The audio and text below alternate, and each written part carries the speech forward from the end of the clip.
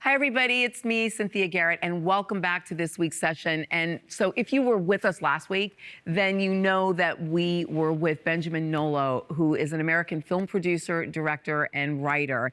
And he's best known for his films Nefarious, Merchant of Souls, and Liberated, his new film, Liberated, the New Sexual Revolution. So welcome back, Benjamin. And for all of you watching, let's get back into the conversation we started last week. And Benji, I know we got into so much in the first part of this conversation, but I kind of want to pick up at an observation that I feel like I've sort of made in watching Nefarious through that journey and then Liberated through that journey. You seem to be headed toward legalized porn as an area of attack. Is that true? How and why? Yeah, I mean, when we talk about these issues of how are we developing our conceptions of gender and sexuality, I think that you have to look at pornography as being one of the biggest influencers of that. And I think we left off talking about the pornification of culture as one of the facets of the pop culture today. And but there's then beneath that the actual porn industry. And for many people, their notion of pornography is knit to, the Playboy magazine that they saw, under their grandfather's couch. And the reality of pornography today is of a whole different nature. And so as part of our investigation of what's happening in the world today, related to our conception of gender and sexuality, human trafficking, sexual violence, all of these things, we were, of course, led back to the porn industry. And there's two major concerns that I think the existence of the current modern porn industry present. One is the public health crisis that porn presents, which is the issue related to mass exposure of pornography. And I think that's something that you'll probably want to get into at some point, because again, it's not your grandfather's, Playboy magazine that we're talking about. Right. And the other issue is the human rights issue of pornography, which is how is this stuff getting made? What is happening to the women in these videos that are being used to create this? So those are two major things related to the porn industry that we have taken on in a new film, actually, that we're just now completing. And so that will be something to keep an eye out for. One of the things that I often find shocking is when I hear people say, especially even women, that pornography is different because I'm empowered. It's me making the choice. At least I get to be here. And I often feel like I don't think I've ever met a woman who is a prostitute or who would be involved in pornography who had that dream as a little girl. Why do we try to clean this up and make it what it's not? Right. Well, I think, what you're addressing and what you're touching on is this really powerful myth of the happy hooker, so to speak. And that is part of the cover narrative of the commercial sex industry that inoculates the society from actually doing anything about the real harm that happens to all women in the commercial sex industry, regardless of how they got there. Right. Just to kind of use a little anecdote here, if you have, let's say the woman who's being prostituted walk into a room, and you have the sex buyer walk into a room, the man, and he puts the money on the table, and he says, you can take the money and leave, or you can stay for the sex. 10 times out of 10, that woman's going to take the money and leave, right? She's not in it for the sex. And so the very notion of prostitution, the prostitution contract, is that you can buy somebody's sexual consent. And really what that is another form of coercion. But so the consequence of that is that the sex that the women experience, they experience as a form of sexual assault and sexual violation, but it's the money that bribes them to keep them silent about the crime that's happening to their body. Because as you touched on, there's no woman who, whether she grows up or regardless of however she wound up in that situation, desires that man in her heart. Yeah. or the man who comes after him, and the man who comes after him, and the man who comes after him. Women know this just biologically. This is not hard to understand, nor does she desire his fantasy, et cetera, et cetera, et cetera. And so the way that she has to endure or survive prostitution is by dissociating. So you literally have to fracture your own humanity in order to survive the experience of prostitution, which is why there are such extremely high rates of STD among people who are being used in prostitution. The only comparable demographic of people would be those who have survived state-sponsored torture. And so it's extremely destructive, violent industry, regardless of how the person got there. Now, just kick it over to pornography and imagine this. Women are leaving the porn industry and joining prostitution because of how much easier it is to survive and endure the experience of prostitution compared to pornography. Wait, what? That is real. That is real. What? Yeah, there are women who are leaving the porn industry and going to the legal brothels in Nevada or into escorting or into other areas of the sex industry because they find it so much easier to endure. What the women in the porn industry are put through is nothing short of criminal. And again, just having spent 5 years investigating the porn industry, going inside the porn industry to film this documentary, we learned that the common way that pornography gets made is through the use of coercion. And so the pornographers, and this is directly from them, what they told us, what they will do is they will say to the woman, we want to shoot you for this certain vanilla sex scene. You're going to make X amount of money. And they do that to get the woman to spend the money in her head before she ever arrives at the set. So they get her to the set. Halfway through the scene, they flip the script and they say, well, now you need to do this, this, and this if you want to get paid. And if you don't do it, then you're not going to get paid. And if you don't do it, you're not going to get any more work. And if you don't do it, all these people here are going to be pissed at you. And so they create this highly coercive scenario to get women to then participate in the most extreme, hardcore, violent sexual acts that you can possibly imagine. And you actually probably can't imagine the types of things. Because, they have to keep pushing the boundary further and further and further, right? Because of how passe porn has become now. It's just accessible everywhere. And so now it's not just one man on a woman. It's got to be 2 men and 3 men and 4. And it's not one active.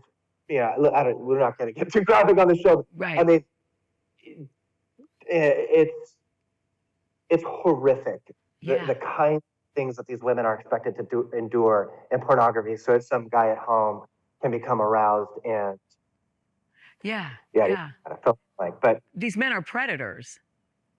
The pornographers, and I'm not going to say, I think there are genuinely some out there who do have some type of ethical or moral compass, but the vast majority of the way that pornography gets made is through this use of coercion and unto getting women to participate in extremely violent sexual acts that just quite literally tear their body and results in all kinds of physical harm, bodily harm, STDs, et cetera, et cetera, et cetera. And so that's what our documentary really exposes, is how far the industry is pushing the boundaries of legality to create this, provocative content. So and actually, I'm sorry, just not to interrupt you. I'm sitting here like, whew.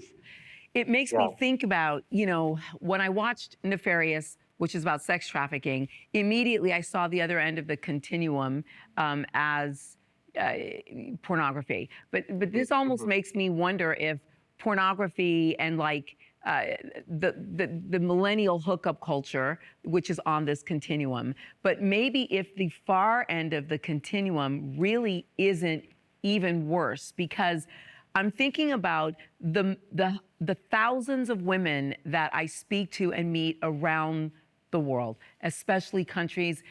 I mean, in America, in England, it happens. In South Africa, it happens. And I was sexually abused as a little girl by a relative. I was raped as a teenage girl. So I'm quite open about my own journey. Every job I ever had in Hollywood, Benji, I have to tell you, sexual harassment is the norm. Like getting hit on inappropriately is the norm. And I was one of the lucky ones because, I knew how to sidestep it because I knew the dance really well. But I mean, I was up for a very big film with a very big star, and I cannot believe how much he talks, knowing the things that he's done. And so I say all of that to say this, like, it's just, is the other end of this spectrum the silent thing that no one wants to speak about, which is when I think about a country like South Africa, where girls are sexually abused in their homes and by relatives, and no one ever speaks about that. Nobody, the sexual abuse actually that's happening in situations that aren't even sex trafficking or pornography are shocking. That's the reality. Right. So my colleague and I, Lila Micklethwaite, have just written a book on this subject, and it's called The XXX Factor. And it's about the public health crisis of porn and how this sexualization of everything is affecting our world and affecting children in particular, because there's really no barrier to children being exposed to porn. We have done nothing as internet providers, as a society, as in the realm of legislation, the Google search engine.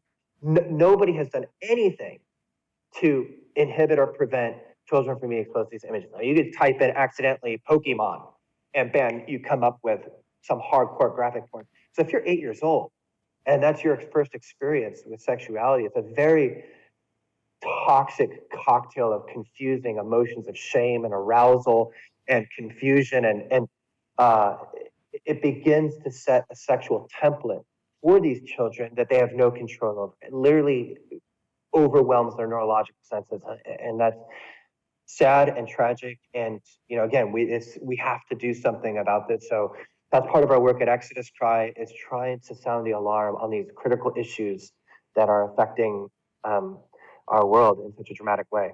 Dramatic, way more dramatic than people want to talk about, because it begins to infringe on the normal suburban couples' desire that they want to consider a right to actually watch porn together or live outside of the box together or apart. And it's it's infuriating to me, because my question always is, which I will ask you, what can we do to stop this?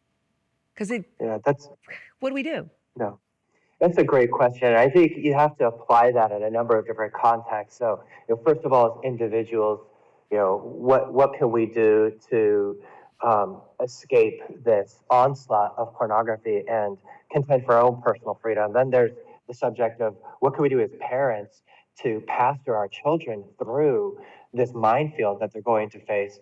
What can we do in the context of relationships? If your relationship has been affected by this, what do you do? And those are all questions. We have a whole section of our book that deals with this in an in-depth capacity. But I mean, on a societal level, I would say that we one starting point is, I think we can all agree that children have the right to a childhood free from exposure to these images, that we have all said is for adults, right? Technically, you're supposed to be 18. So, surely we can do a better job of protecting our kids. There's one model that I think is one worth mentioning, which is it's an opt-in model for pornography. So basically what that means is that you can just the internet, the way that you get the internet in your home is such that you have to actually call your internet provider. You have to give them a credit card number. You have to sign up if you want access to pornography. And so the built-in mechanism is free from pornography, and you have to be intentional. So that way, your 8-year-old is accidentally stumbling onto these images. So that's, I think just on a societal level, as individuals, obviously, Barna recently did a study that showed that the pornography consumption in the church is just as high as it is in the world. Yeah. And Yeah. so, on that level, I think we have to realize that what we are facing here is not just a moral and an ethical issue in terms of our own, right people in the church. I mean, it's not like we believe that for most of us that this is okay. There's something else going on here. And what we have to realize is that this is a neurological battle that we are fighting, that there are patterns of sexual arousal and things that have been knit to experiences that we had as children that we had no control over. And now it's literally wired our brain in such a way that is created this compulsive, addictive, consumptive pattern. And to break that, there is a way to break that. There is a way to find freedom. There is a way to get forward. But I think we have to reframe what we have understood as purely a moral, spiritual, ethical issue and really understand the neurological reality of this so that we can put in the work to actually rewire our brain in the positive sense and to get free from this, to get out of this cycle. And so we talk in our book about disrupting it's a fantasy addiction, right? So when that impulse comes to disrupt that with truth and reality and then to redirect that energy into something healthy and positive so that over time you begin to retrain your brain. So again, this isn't, I can't fully unpack it in a few moments that we have on this show, but just to say that we have accumulated the consensus of wisdom from counselors and psychologists and things out there into this book to make it an extremely helpful resource for people out there who would need help on any of these levels in getting free or healing their relationship or protecting their children and so on and so forth. I would love to have you on with Caroline Leaf, with Dr. Caroline Leaf, because this is her whole thing, the brain and how to rewire the brain. And it'd be very fascinating because I don't think enough people actually deal with the actual science of what happens when a child stumbles onto something. But by the way, and I know this from being sexually abused, your body's experiencing things at 7, 8 years old. Your mind is in shock. You're trying to shut down. There's so much happening at once that your mind is broken in a certain way. And it all leads me sort of, I guess, to the ultimate conversation here seems to be that we have an identity crisis of epic proportions. And how do you speak to the identity crisis that causes an individual to be searching for so much outside of themselves? Yeah, that's a great question. Again, I think there's, kind of two ways of looking at that. One, again, on a societal level and then one on a personal level. So I think first we should challenge the society. We should challenge people like Joanna Coles, the editor of Cosmopolitan magazine. Cosmopolitan magazine is the most popular women's magazine of all time. Yeah. And what you will find on the cover of that magazine is a very consistent image, right? It's the image of the scantily clad woman with the come hither look, month after month after month after month. It's the Kardashian, and nothing against beautiful women or nothing against women's sexuality. But it's not, the problem is not women's sexuality, it's the single story. And so again, if you're a girl and it's the only image that you see on display, the pressure to conformity becomes so great.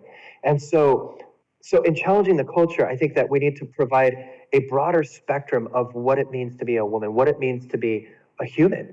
And so what if, just hypothetically, if on Cosmopolitan magazine 1 month there, was the girl, okay, let's just, give them the benefit of the doubt. There's somebody in a bikini and they have a purpose for that and everything. But okay, so the next month, how about somebody sitting in a turtleneck, next to a fireplace reading Dostoevsky? How about celebrating women's intellect? How about the next month it's somebody who's excelling in athletics, and the next month it's somebody who's excelling in business, and the next month it's somebody who's excelling in politics, and that way you get a more prolific, diverse range of who women are in the world, and we're celebrating all aspects of what it means to be a woman, what it means to be a human. And so that is a change that I would like to see happen in my generation as I'm raising my daughter. I would like to see her see a range of things that may appeal to her, and that she will be have visibility, empowerment, and be celebrated for whatever her gift may be that she brings in. On a personal level, I think that you just said it so plainly and simply. Is this is a major identity crisis, and so. So I think in reclaiming our identity, there's a question of what does it mean to be human? I think that's what really the crisis of all of this is the question that is begged is what does it mean to be human? And, so not to try to over spiritualize this, I really do believe that what Jesus provides for us is the highest essence of what it means to be human. And oftentimes, I think as Christians, we mistake the call of God in our lives, and we think, that we're called to be God. It's like, and that's this like really vague kind of, this force of light and holiness. And what does that actually mean? No, God is not called us to be God. He has called us to be human. He cares about that so much that he actually became human to show us the highest essence of our nature. And so I think that when you look at the life of Jesus, what does he embody? And what he embodies are two core characteristics that I think that we can all glean from, regardless of a person's faith. Jesus clearly was, one of the most powerful people ever to walk the planet. We as Christians view him as our Messiah, as the Son of God. Jesus embodied a way of being in the world that was characterized by love and empathy, right? Love as the antithesis to lust, and empathy as the antithesis to sociopathy, right? He was connected, he cared, and he thought about other people's well-being above himself. Yeah. And so if you are embracing love and empathy as a core part of your identity and how you are in the world, the pressure to conform is significantly diminished, right? You understand the purpose and the fulfillment and the joy of being in the world in a loving and empathetic way, and not having to dissociate to live out this performance of who we think we're supposed to be as a woman or as a man. So anyways, lots more to say about that. I don't want me to preach a sermon here, but again, you touched a nerve. I love when you preach a good sermon, so I'm like, go ahead on. Well, I'm thinking about you as a dad and your daughter, and honestly, how fortunate she is. What's the greatest thing as a father that you could say to fathers who have young daughters out there to sow in what needs to be sown into their daughters so that their daughters grow up with the right mindset? Two things. I'll say two things. And this is just, again, on two anecdotal kind of things. One is I had come back from a season of travel. I was on the road making this documentary on porn. I was gone for 5 months, this 1 year. And I came back, my child was 3 years old, 3.5 years old at the time. And he looked up at me before when I was putting him to bed, and he said, Daddy, I want to tell you something that I never told you before. And I said, what's that, Judah? And he said, sometimes I cry when I go to bed at night because I miss you so much. And it just broke my heart. I realized like how, even at that young age, I realized how important my presence is in his life and my daughter's life. And so that has become a huge focus for me of putting a huge value and emphasis on just quality time, just being there, just allowing them to soak up my presence. The other thing was when my daughter was, I think, 4 years old, she's 7 now. I was, again, we always have these profound encounters at night when I'm putting them in bed. I put her in bed, she looks up at me and almost like, it says that, what was that verse about? From the mouth of babes. Yeah. It's like these profound things come and you go, where did that even come from? Yeah. And she looks up at me and she looks me right in the eyes and she said, Daddy, don't ever break my heart. Oh. I'm like putting my 4-year-old to bed. I'm like, where did you even conceive of that idea? But all these things flashed through my mind of the importance of my own personal integrity, and that there's nothing that I can do in secret that will affect my daughter. To live under this delusion that I can live this secret duplicitous life and that it won't affect my daughter is a lie. And it put in me a resolve of I've got to walk this thing out with the highest levels of integrity, because with every choice I make, I'm voting for the kind of world that I want my daughter to grow up in. Yeah. And so every choice is so important. And so those are two things that I would say is putting a high value on quality time and putting a high value on integrity. Because, we're all going to struggle as parents. We struggle with stress. We don't know it all. There's no real formula for this thing, right? Even for all of us that have read all the John Eldredge books, and you have to walk it out, and so, I mean, those are two things that I would say that I think integrity and quality time have been huge for me, in order for me to become a safe place for my daughter to grow up in, to flourish in, and yeah, now just seeing her at 7 years old, it's amazing just to see, her thriving, and I think that I take pride in that as a dad, of being a safe place for her so that she can thrive and blossom. And when she gets to be 15, it's probably going to be a different answer.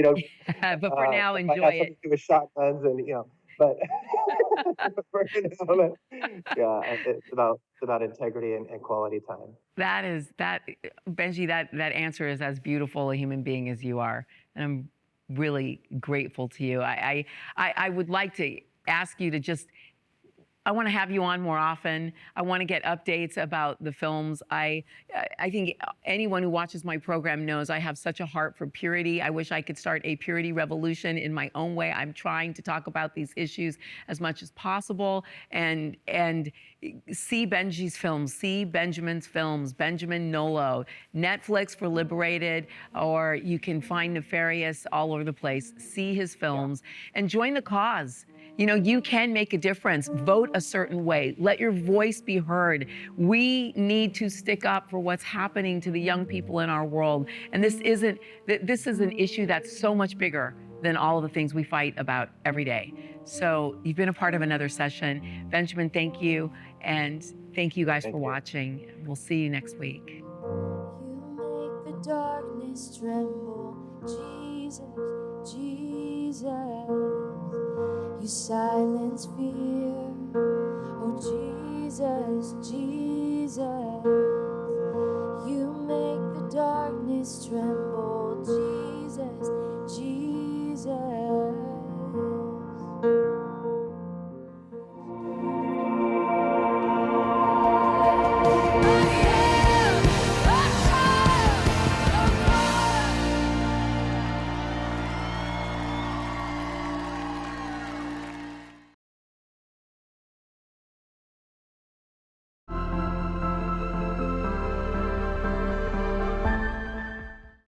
Hi, everybody. It's me, Cynthia Garrett, and I hope you're enjoying the sessions. And I just wanted to drop in on you and remind you to pick up a copy of my book, Prodigal Daughter, A Journey Home to Identity.